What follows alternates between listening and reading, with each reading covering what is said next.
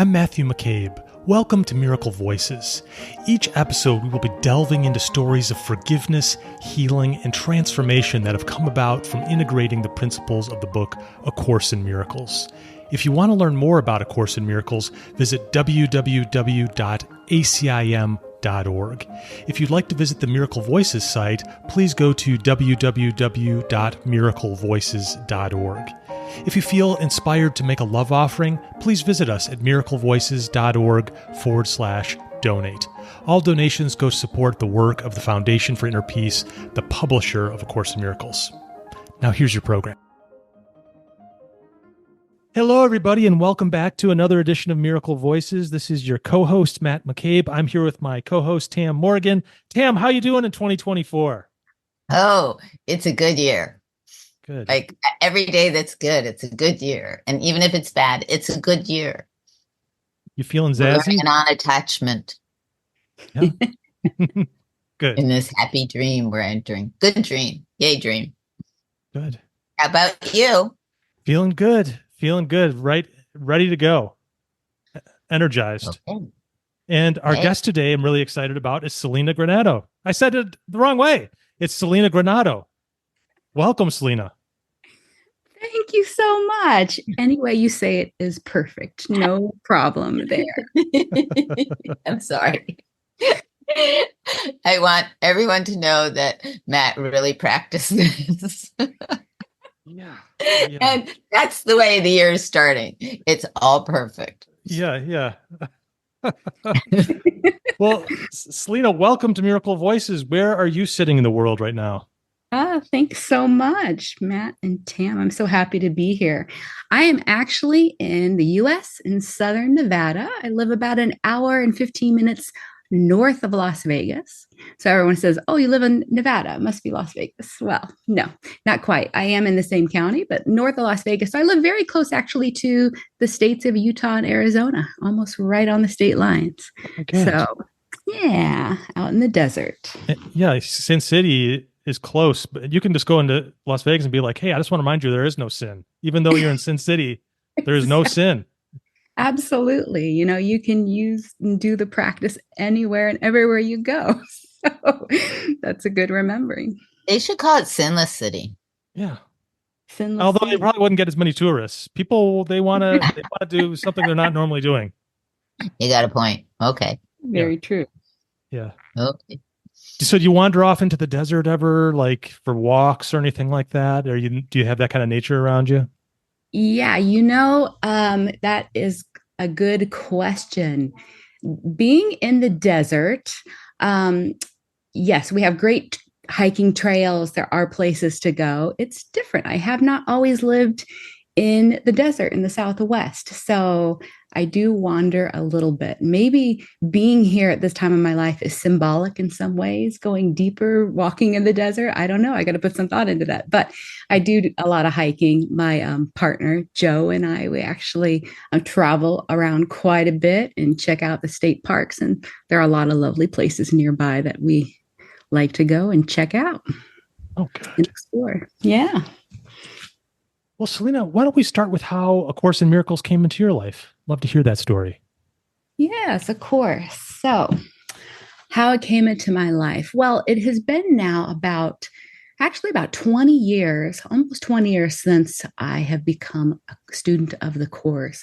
I first heard about it in 2001, and I was just about 26, almost 27 years old at the time.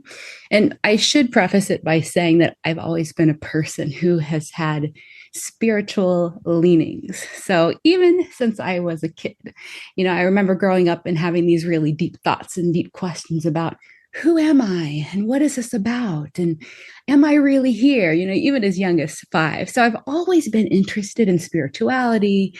I have always had an interest in different religions. I've loved going to church just to listen to people and learn. So have always had that penchant to do so. And then it just, of course, evolved and changed as I got a little bit older.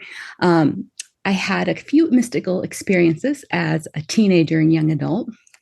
And then I think I kept going down the spiritual path, the spiritual buffet, as a lot of people say, and trying things and learning about things. That was a big part of my formative years. But then it was just about 20, I was at 26 in 2001. And I think I just entered a new chapter in my life where I was ready to experience something different.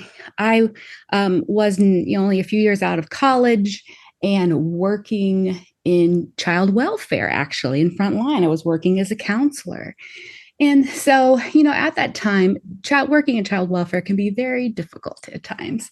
But I just remember sort of thinking, okay, where am I in my life? What am I doing? And not so much like, where do I want to go? But, a lot of feelings started coming up about how am I as a person? How am I dealing with stress? How am I dealing with people? How I'm thinking of people? And that meant professionally, and also I was carrying it into my personal life. So my awareness was increasing. I know that now. And it was not always an easy path. What happened was, I think I actually had a moment where I said, okay, there's got to be something better than this, than how I'm feeling, than how I'm acting. Like, I could be so professional at times at work, but then I felt like a hot mess at home or in my relationship that I had at that time. So, I look back and I think now that there was definitely a moment where I said, okay, I want something different and I want to feel different. There's got to be something better. And it was right around that time, sometime within that year of me coming to that knowing, that awareness, that I came upon the course. The internet in 2001 was relatively new and still young. And I remember just coming home and exploring, spiritual studies, spiritual classes, spirituality. And I believe I first heard it actually from James Twyman, who's a course teacher and musician, still around and does a lot with the foundation.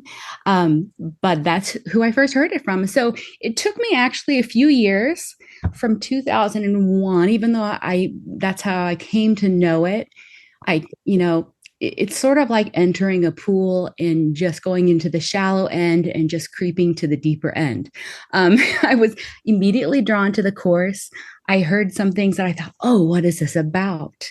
This is beautiful. I felt energetically drawn to it and tuned.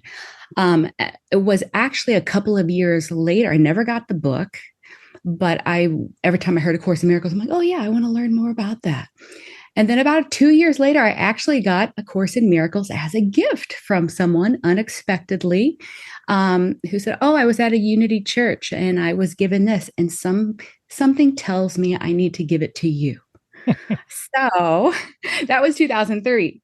And I remember I was like, oh my gosh, I have heard of this book. Thank you so much, to my friend. And when I opened it up, I was like, I don't understand anything in this book, right? Like, it just didn't make sense to me at all at the time. But I knew I was still drawn to it. But still, in 2003, I closed it and put it on my bookshelf and did not even really think about it for a couple of more years. It was really at a time it came back to me through conversations and another colleague. I learned more about it through starting to listen to supplements about the course from course teachers. Gary Renard was a great teacher, is a great teacher, a huge influence to me at the time. I think his first book, like it has for so many, really helped me open up and understand it a little bit more, enough to where I'm like, oh yeah, I think I want to dig into this. And actually, it was in 2005 I really started reading it and becoming more of a diligent student of the course at that time. Yeah. So that, of course, is a process in itself, as we all know. But it was 2005 and just kept digging into it. And, for a while, I thought I was a pretty good student until you realize there are other things that come up that even bring you deeper. So 2005 was really my golden year there with the course. And how do you feel like your life has changed as, your understanding of the course has settled in and you've evolved over time? How my life has changed. Well, I will tell you this. When I look back now, where I am almost 20 years later, and I look at that personality and who I was, what I was experiencing at the time, wow, I'm much more peaceful. In some ways, I feel like I am a totally different person, maybe even like twice over. I feel like I've lived maybe a couple of different lives in the course of 20 years, maybe even more than that. But certainly much more peaceful and a much better understanding, and certainly now, of the practice, the thought system. And it's so much so that it really is becoming so integral in my life. It's something I am carrying all the time. Every day I'm practicing every day. And my awareness is growing. So this is how it's changed. I've definitely become much more peaceful. When I realize now, being here at the threshold of 50, when the course, of course, everything happens at the time it's meant to happen here in this story, right? But at the time, it was just, before 30 years old when I first heard about it. But I came to a point around 30 where I was experiencing a lot of anger. And a lot of things were coming to the surface. My anger that was coming up was being projected largely on my father. I mean, it wasn't the only thing, but I realized I was holding things in. And so this was at 30. And I somehow intuitively knew that this was going to help me. This, A Course in Miracles, is going to help me. And I started reading it. I started doing the lessons and I started applying it. And boy, did I think I knew a lot the first 4 years. I think a lot of us do. I think that first 4 years was really getting my feet wet, and it was helping me just dive deeper. It was really an introductory period for what was to come in my life. But it was a really beautiful time too, because even in those first few years, I realize now that it was much more intellectual understanding, but I did do some work that was able to take me to another level about 4 years later. So, yeah. More peaceful for sure. I look at everything much differently than I did, 20 years ago. And I would like to add in there that I can attest to Celina's level of practice and peace as she works with me on a daily workday basis. And I can make anyone have to choose peace instead of this in many ways. So she came in as a volunteer and helping with our webinars, and then she became a full-time employee because she was quite so extraordinary, and we realized how much we needed her in many of the areas of communication in the foundation. So I've watched her put into practice in a daily way the course, and have really been impressed by it. Well, thank you, Tam. I don't usually get to attest to anyone's story. Really not quite true, because I work or I live with you or whatever. But. It is true. And, for those who don't know me, I started with the foundation. I was a volunteer in 2020. So I've been connected. I've known Tam since then, and I've been connected to the foundation in a more direct way since 2020, mostly on the webinar team, but I'm now working full time. So yes, that's been a journey in itself. Well, Celina, I'd love to hear your forgiveness story. Sure. So my forgiveness story that I chose today. When I was asked about this, doing a podcast, I thought, what is where I felt like I learned the most? And it was probably a slow burn forgiveness. It was a slow burn forgiveness opportunity that I had about 15 years ago. And so again, this is about 2009, just about exactly 15 years ago when this unfolded. So there's been quite a bit of time that has been since this experience, but I had been studying the course for about 4 years. And as I've already have mentioned, I thought I knew a lot. At the time I was living in North Central Florida. I was married, had a beautiful home.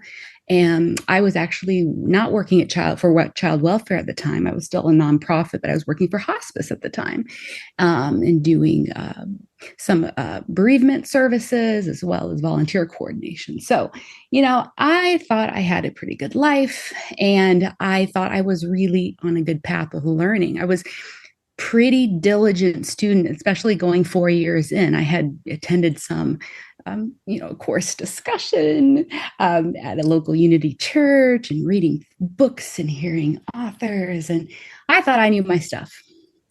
And I was deepening in some intellectual understanding. But then in early 2009, my whole world exploded in the way that my marriage unexpectedly came to an end.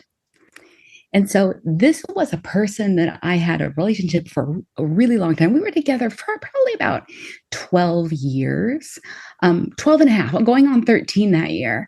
But let's see, I was 34 at the time that this happened, and I had known him for 20 years. So we were great friends. So that was, 20 years of a relationship. So I'm telling you all this to know, lots of people, they break up and they have divorce, but this was a very long-term relationship. And it was someone I considered my best friend. It was someone I really trusted.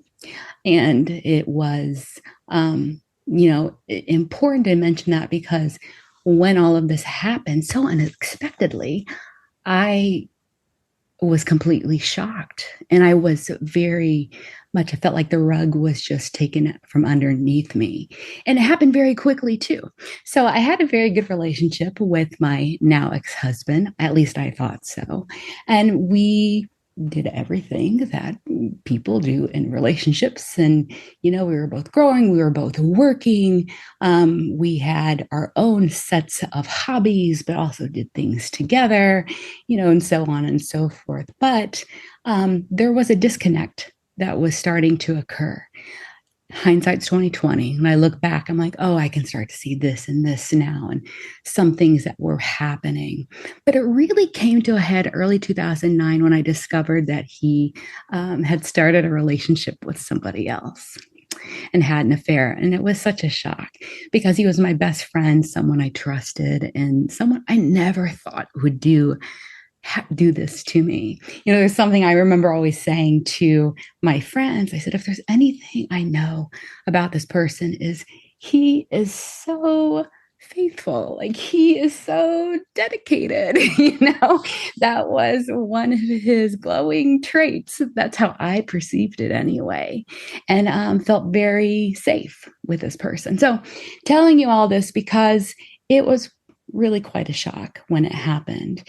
And so at that time in 2009, when it happened, immediately, I had studied the stages of grief in school. And also at the time I had worked in hospice. So all of these, you are in shock. Like, you couldn't believe it. And you go through this stage of anger. And of course, I immediately, when I figured it out, immediately went right to him and confronted him about it.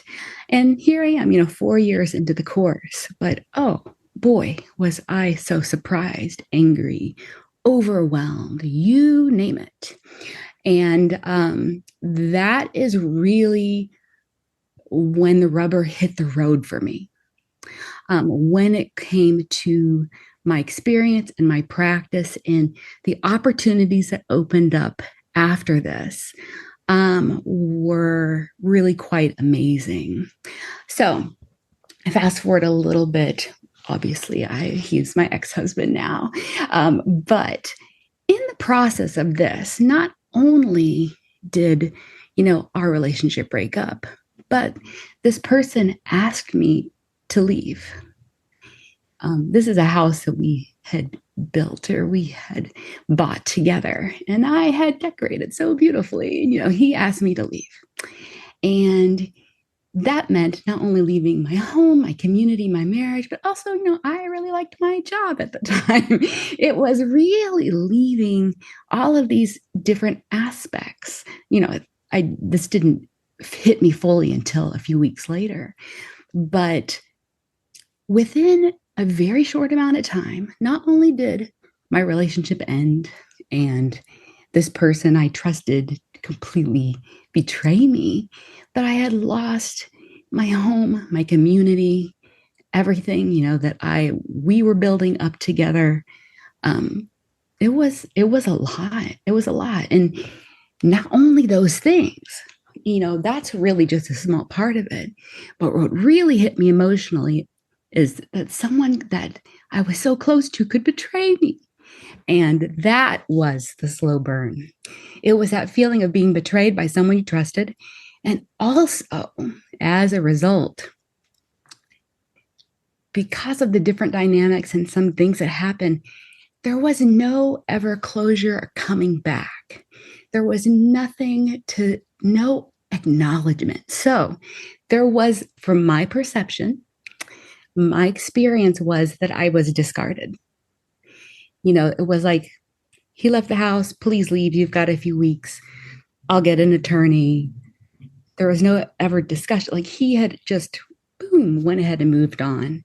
And not only was I asking to change all of these different parts of my life, and, I couldn't wrap my head around what was happening, but it was also just knowing that I was betrayed by someone I loved deeply.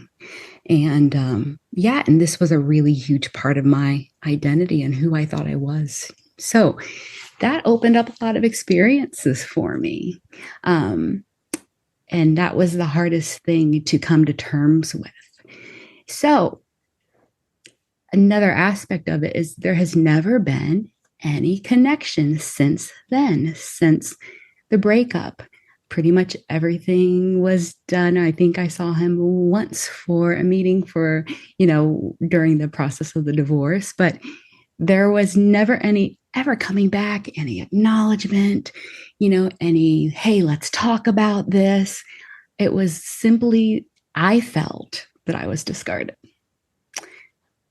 So this was a big blow. And this is why I am telling you all of these little details in the most succinct way that I can, because it really was my slow burn. It really was where, like, oh my gosh, this is happening. I am so angry. I can't believe it. How could this be happening to me? I am such a good person. I have done everything right. The things that your mind tells you during these times. And yet it's happening to me. But I will tell you this. This is where I was being cracked open and where the process for me deepened. Because even though this happened and I had to walk through it, and it wasn't done in just, it took a while to walk through this. But I had been studying the course for 4 years, and I understood it enough to know that it was helpful, and I knew to ask the Holy Spirit for help. I didn't know how I was going to get through it. I had no money. I didn't know where to go. Luckily my parents were still alive and, they had a home. So I had other friends and family connections, thankfully. But this was a time when it happened, I knew enough in my practice to say, help me see this differently. And I remember falling to the ground on my knees and saying, I need help to really do this. I'm getting emotional because this is the part that, for me, where I knew I was entering something real, more real than what I had experienced, and I was going deeper. And I knew that I didn't know what anything was for, and I knew that I couldn't do it by myself. So You go from a place in life where everything is stable and you think your life is just going along the way you think, and you have goals and you have plans, and very quickly things can change. And as it has done for so many people. So that is where it changed for me. This caused me, like I said, the rubber to meet the road. I had to work at this every day. To deal with what was coming up. This was certainly a storm I was going through, but I really had to apply myself. I really had to get quiet, and I really had to do this practice as I was learning it, because I knew it was really my only way to get free. And a lot of feelings come up. This is so unfair. That is awful. How could they do that? All of these little things, right? Your ego is not at all happy with it. But, I also know that the Course has taught us that you cannot enter into real relationships with any of God's sons unless you love them all and equally. It actually says that in chapter 13. I had read that and I'm like, okay, I'm having a hard time loving this, what happened to me, loving these people equally, and like there's all of these sort of residual things that happened too. Like, not only did this person not talk to me, his family, like these are people I had relationships for 20 years. Everyone acted like nothing ever happened. So it was this period of, it was totally like there was no acknowledgement at all. And I went through a period of the unknown. Like, okay, I don't know who I am. I have no job. I'm 34 years old. What am I doing? Who am I? It's you're just like, okay, well, I've got to do, you start, the mind goes, oh, okay, well, you've just got to do this. You've got to go get a job. You got to do this. But you're thrown into such a period, a place where you just don't know what's up and down, what's right and wrong, and who you are. I remember like having friends and they said, okay, let's go out. Let's go. I want you to come to this party. And the thought of that was like, eek, there's no way I can talk to people. Like, what in the heck am I going to say to people, when you're starting to talk fresh and anew, and starting something new, I meant to say. But really, this big practice in my life taught me, it was obviously healing. Okay. And not only to use this experience, this relationship, it was about the process of seeing this person as the Christ, this remembering that they're not even a person, right? This is what the Course, it teaches us. We don't know what anything is for, and we are not even these separate identities we think we are. But it was remembering my brother as the Christ. And that's what I worked on every day. And it was also remembering that I am not really who I thought I was, and I'm not even really here myself. So the whole example of, having, really, the Course teaches us it's essentially a delusion who we think we are in our identity. I'm this person, I live here, this is my name, this is, these are my relationships, this is who we think we are and what we're experiencing here in the world. But when that was taken away from me, I was forced to look at it differently.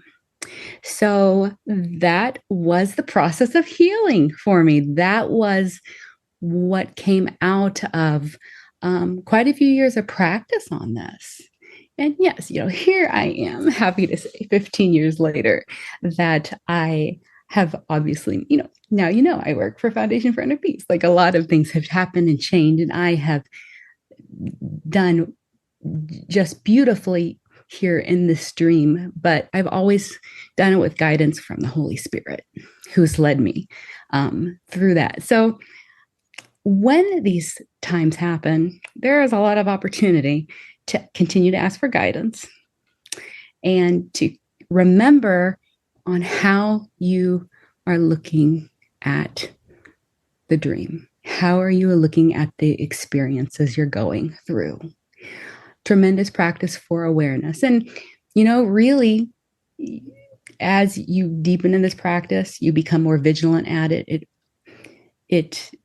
Awareness, it gets easier and your awareness continues to grow. So when things come up, they could be very small, but I can immediately identify it and say, okay, this is my projection. This is something that I'm experiencing. It is projection, how I'm going to look at it. What am I going to remember? And what does that mean to remember and to forgive? It really means to shift to the space of non-judgmental awareness, the right mind. And that's a practice in itself. So that's where I am. That was my huge slow burn that took me a few years to get through. So now it's been 15. I think I've read research that says, when you have a bad breakup, it takes about half the time of the relationship to get over. And there might be some truth to that, actually. But I will tell you that I think with the practice of forgiveness, the type of forgiveness that A Course in Miracles teaches us, I think I went through it more swiftly. I think that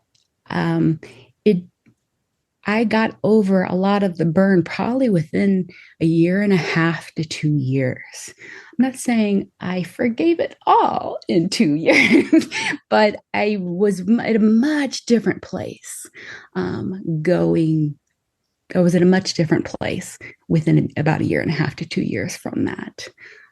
So I'm just telling you, the practices, I believe, help save time. And we hear that as course students. And from my experience, I want to say that it is true, because had I not found this, I was feeling so much anger in my 30s. It's easy to sit in bitterness. It's easy for the ego mind to ruminate, and it wants to go back to those feelings of limitation and separation. So that is really it. That is it. Thank you, Celina. Thank you, Celina. Yeah. Really, I always jump in with some, like, I call it People Magazine questions, just for the narrative to understand different aspects. And Sure. I just, in curiosity, how did he have the right to just kick you out of the house and everything else? Like, or were you just shocked so you accepted it? I think it was probably more of the latter, Tam. I, in my pride, was like, and probably still am like this a bit, like, no, if somebody doesn't want me around, no, thank you. I don't have to be around, right? He asked me to leave. And at the time, he was making a lot more money than I was. So he could take care of expenses. It was, he had already set his, what his plan was, and he wanted me to go. And so I was like, someone asked me to go, I'll go. Yeah, I didn't fight. I didn't bow down, but, and I asked, remember, I was going through this period where I was like, okay, guide me in every single thing. I was quiet for a really long time during this, but I was asking too, and really connecting and really attuning to feelings and hearing things that I had not heard before. I felt much more connected to the voice, and I was hearing things more clearly. And I was starting to, my body and my mind was attuning to, oh, this feels off. This feels right. This feels, this is what's happening. There were, we only have an hour here, so I know that there is like so much we could talk about. But there were so many things that happened. I was having some really amazing imagery happening and dreams, and really some really vivid images and some clarity that was coming to me in this process that I had not ever experienced up until this point. And I had to trust that. And one of my messages was, okay, it's okay to go. It is okay to go. I mean, which is extraordinary, but also understandable in those terms. And in that, I'm assuming he was not a course student, or was he interested in spirituality at all? And no, he was not a course student. So, not too interested in spirituality. Were there spiritual themes to his thought, his personal thought system? Yeah, for sure. I mean, I don't know if I could ever be with anyone who, didn't believe. He believed in something, but no, not a practicing student. Yeah. Right. It's a funny thing, and I'm hesitant to mention this, but I have seen when people get deeper into the practice of the course or any spiritual path, where they start to fall in love with that within, and that's going on, that their partner feels as rejected as if a woman just had a baby and they're the partner. and there is, without the awareness of what a spiritual path and where it can bring you down, between two partners, can be a wedge to have the other person feel left out, but they can't articulate it. And so they just want to pop another person who doesn't quite have that same interest into the picture that they've made into a perfect picture. Yeah. And I know, like, for instance, my partner who I'm with, Peter, his spouse, he would describe as they traveled the world beautifully together. And then he wanted to travel internally, and she wasn't interested. And she felt completely abandoned when he chose something else, because she never in her life expected that he would do that. And there was a lot of rage and stuff that came out of that. But if it's not talked about or articulated in any way, I have just seen many instances like that where they don't even notice that that's what it's about. And so, I always caution, there's always caution of, look what this does to your relationship. Now, there's also so many other stories where people are in a relationship not with someone, who's interested in the course or even a spiritual practice, but the sight in it, because they have a different commitment to each other in a certain way, is that the person practicing the course sees the person who they're with very much as the Christ in their practice. So it works, or they don't. And they move on to someone who is more dedicated to spirituality. There's so many different variations in relationships as we move deeper inside, and where that deeper commitment is. And, I know I just keep throwing my relationship onto Holy Spirit. Let this be a holy relationship, and keep doing that, because the world of form changes in so many ways, and so many things, like a child can die and separate two people. And yet, if they're actually doing the practice, it's a different movement through that suffering together. Yes. Or it can be. So I just wanted to add that in thinking, how, the typical judgment, and I love you, my typical ego judgment would be, how dare he do that? Exactly. Everybody was that way. Including mine for a while. and yet we know nothing, as you say, and we don't know how he could have been deeply threatened by your evolving attachment to this other path. Yeah. And even if you were showing him all the love in the world, there was still a threat that you weren't necessarily into the same in love, because you were awakening to some principles that the course was teaching. And we don't know. We don't know. But that's beautiful. And I think what you say there is really right on, Tam. And honestly, I think that applies to my situation too. I've gotten messages, and I've gotten that type of message for sure. Yeah. And it's extraordinary that you have had zero contact with him. Yeah. I think that is what is something that I want people to know. What I would like to share from this story, because it's certainly been a lesson for me, because I'm the kind of person, I was a counselor. I'm the kind of person that likes to talk things out and likes to acknowledge and work things through and problem solve. I have that very much a part of my personality here. But I didn't have that experience with the person that meant the most to me. Oh, yeah. It can be so crazy making. I mean, I can just feel it inside. Wait, you're not going to talk to me? Yeah, exactly. But the beautiful thing that I feel that I was learning is I could do this practice and not have to have him come back and tell me anything. Like, I could truly forgive. Yeah.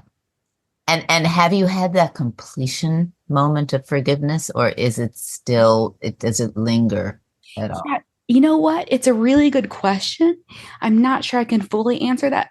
First of all, my first thought is to say, I believe so. And I've sort of gauged it over the years. Certainly, maybe not for the first 4 or 5. And then I thought, oh yeah, I think I'm kind of done. I think I'm done. And then my former father-in-law reached out to me, like on one of those messenger social media programs, just to say, hey, just want to let you know, like, basically I would love to, or I don't know, just connect, or he told me something and I'd like to talk to you, but didn't acknowledge it, and I immediately felt like the burn come up, This was several years ago, but I was like, oh, I'm not ready to talk to him, and they never talked to me. And then I went, oh yeah, I see. I got a little more work to do. And so that was quite a while ago. And believe it or not, then he reached out to me again. It's 2024, about 2 years ago, I want to say, and said, I would really like to talk to you. The father-in-law, the former. And I said, okay, sure. And I felt good about it. I felt I was supposed to. I asked. And I felt, yeah, it's okay to do it. And we had a nice conversation for an hour. Now, was there ever any acknowledgement of whatever happened? Not one. It never happened. No, there was never any acknowledgement. Wasn't it interesting that this individual wanted to reach out to me just to catch up? Hey, this is what's happening in my life. He spoke most of the time, like in our conversation, like 55 minutes he spoke. But, it was, so I never got acknowledgement there. But when he asked me, I felt at peace. So that is another barometer. That's another gauge where I'm like, oh yeah, I've made it. Now, my ego, personality mind, when I think of the story, my personality mind, my ego says, I don't like what happened to me. I don't want it to happen again. But, I do feel at peace. At least this is what I believe now. Like, I think of him in love. And when things come up and I'm able to talk about him, and, I had this really amazing experience with, in my first marriage, and, we did really amazing things and traveled here and there or whatever, But so the way I'm able to reflect back on the experience is often with love. I may not like what happened to me, so maybe there is some more work there. At some point, I know in doing this, we let everything go. We let all the stories go. We even let the course go, because when we're done, we go into God. That is the ultimate. So I may, there might be a time when I even let that story go, and I don't even care about it at all. Yeah. I do believe in that. I do believe that. Or that there's true gratitude for where it brought you now. I mean, I would love, if you don't mind just for a second, to share where you found that trust in who you are with right now. Oh, yeah. So who I'm with right now is my partner, Joe. We've been together for 5.5, going on 6 years. So it was a good 9 year span I had before I met Joe after my marriage ended. And your question is, how did I find that trust? It is a process. First of all, when I met him, which could be a whole other podcast in itself, but when I met him, there was this internal feeling. I really knew that I was to meet this person. Like, I knew that I could connect and have conversations with this person. It was like a propulsion feeling that coming from my heart chakra. Like, I knew that I was to talk to him. And so in that, in connecting and then going through the phases of a relationship, there were certainly things that have come up that I'm like, oh, maybe I'm healing with this, early on, not so much in the last year or two, maybe 3 years even, but early, am I allowed to trust again? How about if this person does the same thing? Because in a lot of ways, this relationship I'm in now feels much deeper to me. Like, Joe, for those who don't, he is also a spiritual student. And before he started studying the course, he was studying non-dualism from other teachers. And so, there are more things that we're able to connect on and talk about in a way that I was never able to talk to in other relationships or with most people I've met in my life. So yeah, it's a different quality of relationship. And when things come up, I still do the same practice. Oh, I'm feeling this feeling of being fearful is coming up again. Like, how about if this relationship ends? Okay, so what do I need to do with that? Right? Mm-hmm. Yeah. You get to the point where you are watching the movie.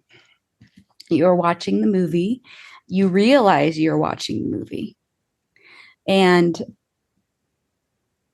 you allow it, but then you shift into a place of non-judgment. I'm allowing these feelings to come up. If there's something I'm supposed to do or say now, let me do it. But there is an allowance there. But there's also a realization when you go to this place in your mind that you're watching it, and you're not acting on it. There's nothing to do, but it's a state of vigilance when fear comes up. So yeah, it's still been a practice. I think all relationships are. It's one of the best ways that we grow. Mm-hmm. Being in a relationship. Yeah. Matt, I'm pulling you in. Okay. Sorry. So, Celina, of course, I focused on that little bit of the story too, where it's like this, not recognizing or talking about it, like this, disenfranchised grief where you don't have the ability to, like, there's no closure, like there's this wound and like, what, like, we're not going to sew this up or like put Neosporin on it or even say there's a wound. Like, what are we doing? And it's like, nope, not happening. Nope. Yeah. And it's like, what wound? And it's like, wow, I'm glad you talked about that, because there's a lot of people in that. It's like, ideally, everybody thinks they want that, but maybe it's not right. I also thought about the part in A Course in Miracles called the healed relationship, where this relationship, there's a special relationship, and one or both of the parties change the purpose of the relationship. And it goes into this, it's quote, disjunctive mode. And it's actually just perfectly overlaid with what you were talking about there, because, the special relationship says, I need this aspect of you. You're my missing puzzle piece, and I need it right here. And as long as you don't change that piece and expectations don't change, then we could probably be okay most of the time. But once the puzzle piece changes and now it's round instead of square, it's not working. I'm not feeling an enhanced sense of self. That disjunctive happens. And it perfectly overlaid with that. You talked about the awareness and being in the awareness, watching the movie, called Celina's Life. And here comes pain. And pain comes up, and I can either say, you're the pain of my separation is because of you. It's because of you, ex-husband. But you kind of took the other approach and, say, I'm going to deal with this. I'm going to look at this. did you finally get to the point, or do you feel like you can say now that what my ex did has not occurred, or does it still boomerang back and it's like, yeah, this is real? Like, where do you feel like it's settled? I know you talked about it a little bit, but Yeah. No, you bring up so many good things, especially about the special relationship and our expectations. And believe me, that was really hammered into, I really came face to face with those notions during those first few years. It was like walking through fire to feel, I just remember walking in the woods and to feel this pain come up and being like, oh, this is my life. These are my expectations. How dare you do this? Um, but again, when I remember, I know as a course student, we are here experiencing this particular level. It's not real, but we're here experiencing this. And what it symbolizes is the separation that we believe in. We believe we're separated from God. And then even on a deeper level, it's out of our awareness. There is a tremendous amount of guilt that comes up because of this hidden secret belief of being separate from God. So I know that from my course practice. I am able to, and I came to the place where I was able to look at it and say, okay, I realize that this is because I fully believe that I'm separated from God. I believe that there's a separation that's occurred, but I know it didn't happen. It's not even here.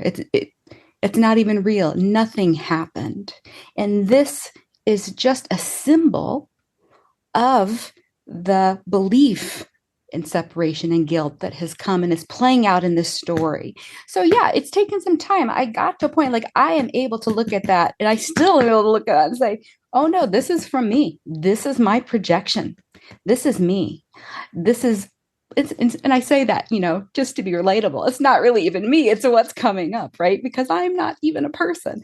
But I can take responsibility here on this experience of the dream, saying this is my projection. It's what's coming up here.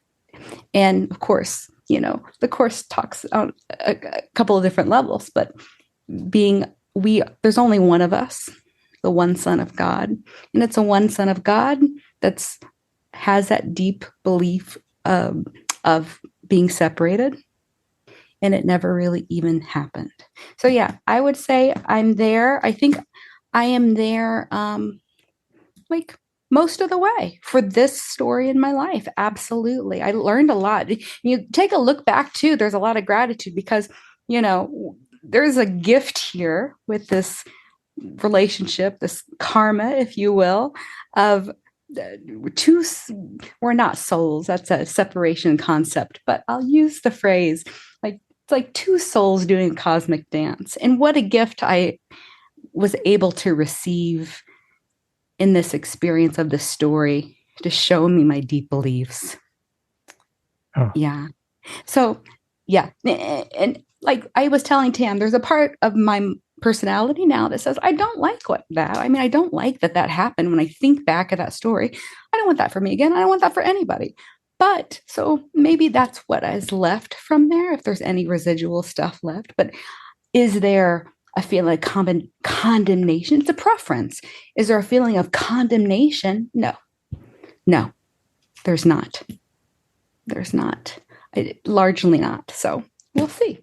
Maybe here in another year or two, I will have a new understanding of it. That's still yet to come. But that's where I believe I am now. Yeah.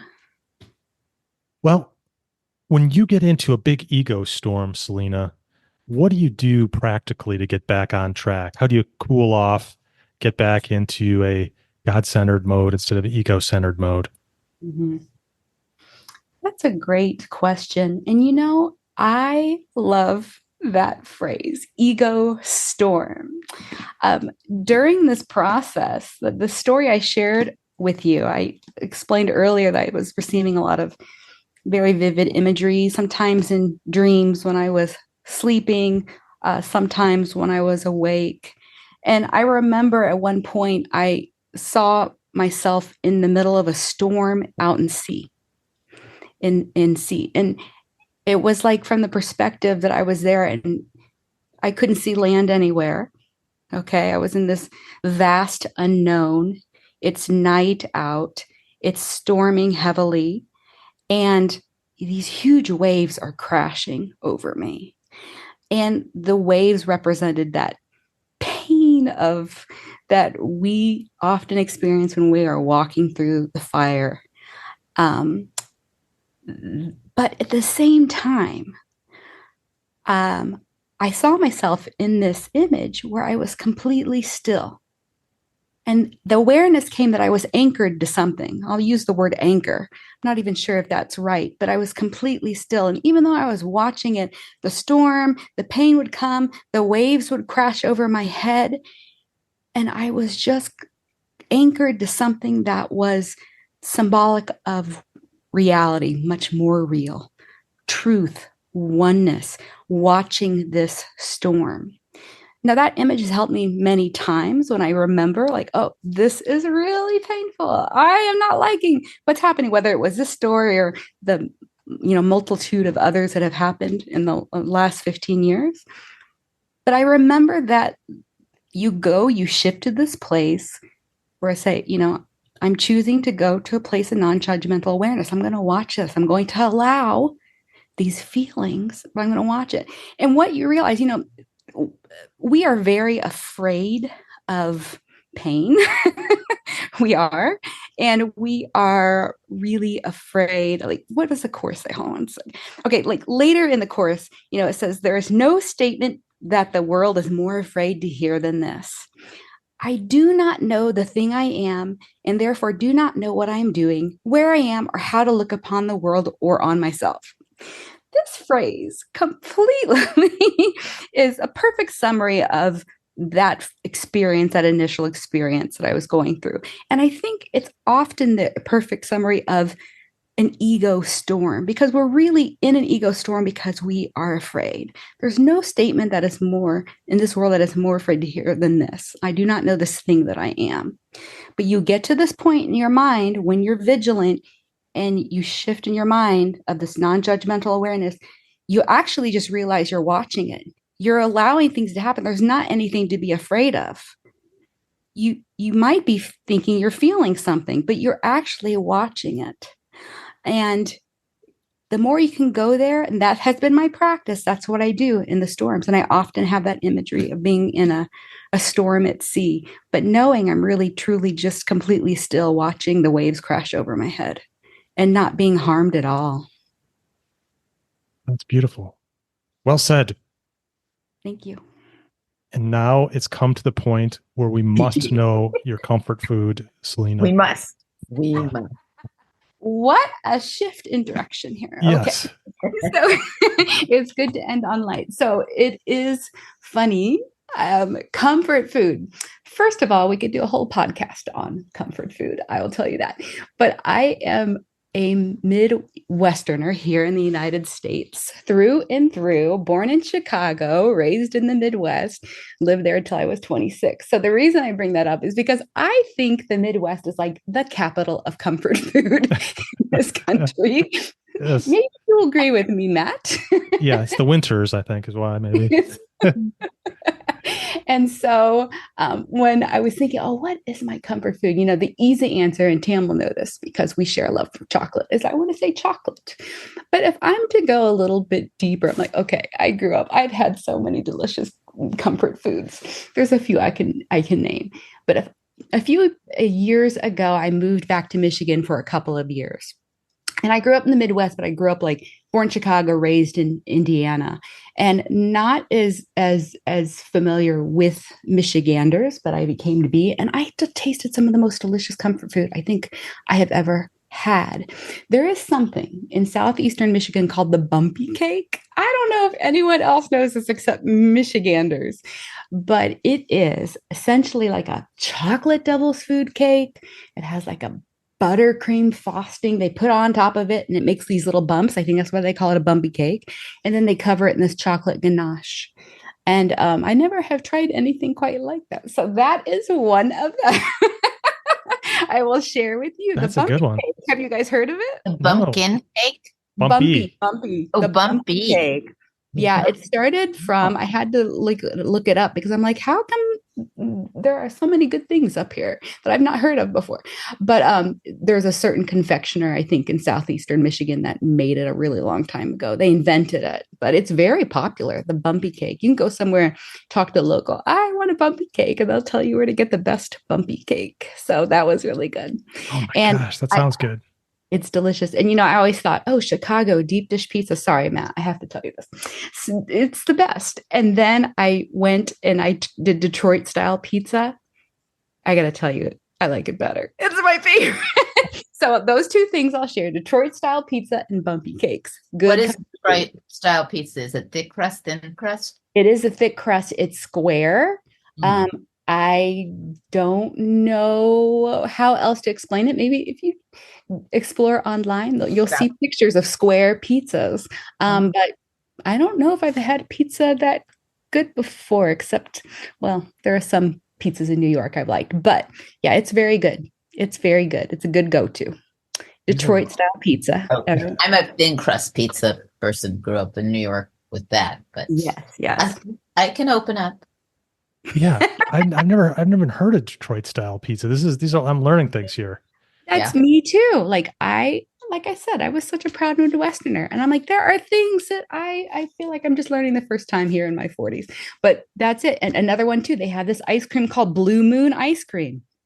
Now I have heard of that, I think. Yes. Okay. It's like also popular in Wisconsin and some area, but you have to hold back for when we ask you to another podcast. She might have more. I know we gotta go. So yep, that's well. You're right, because Tam's like, Matt will listen to as many comfort foods as she has. Well, okay. You've opened up a vault here. Like they just keep pouring out. But no, Tam is like listening to two Midwesterners talk about comfort foods. Exactly. Okay.